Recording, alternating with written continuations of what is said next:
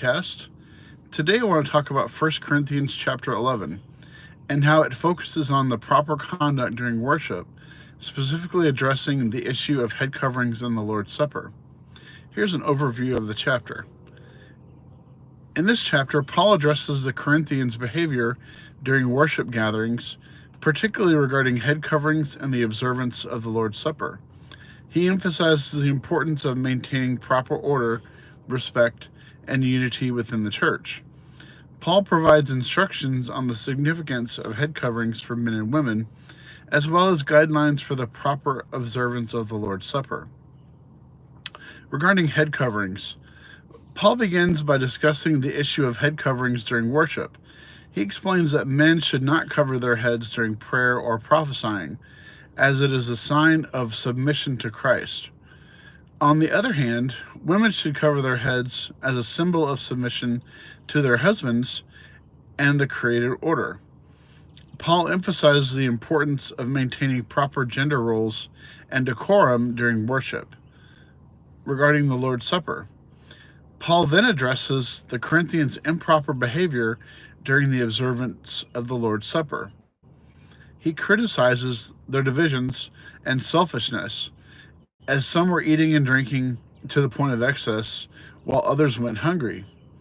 Paul reminds them of the significance of the Lord's Supper as a commemoration of Christ's sacrifice and instructs them to partake in a worthy manner, examining themselves and showing proper reverence. Regarding unity and equality, Paul emphasizes the importance of maintaining unity and equality within the church.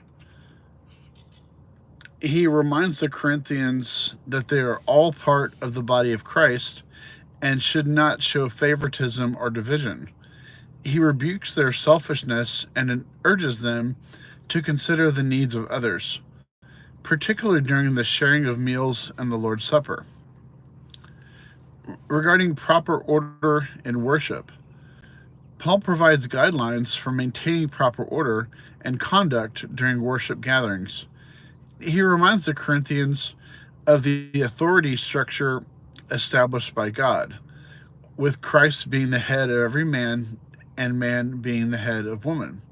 He encourages them to pray and prophesy in an orderly manner, ensuring that everything is done for the edification of the church.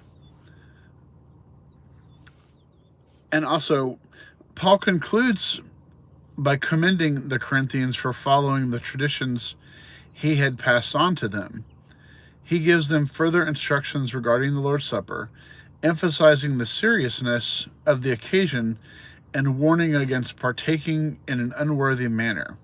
He encourages them to examine themselves and to await one another before beginning the meal. So to conclude, 1 Corinthians chapter 11 addresses the proper conduct during worship gatherings. Paul discusses the significance of head coverings, the observance of the Lord's Supper, and the importance of maintaining unity and equality within the church. He emphasizes the need for proper order, respect, and reverence during worship, urging the Corinthians to examine themselves and to consider the well-being of others. So I hope those insights help you today.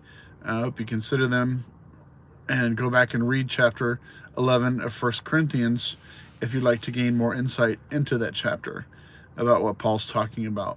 So I hope you have a great day, and we will see you again soon.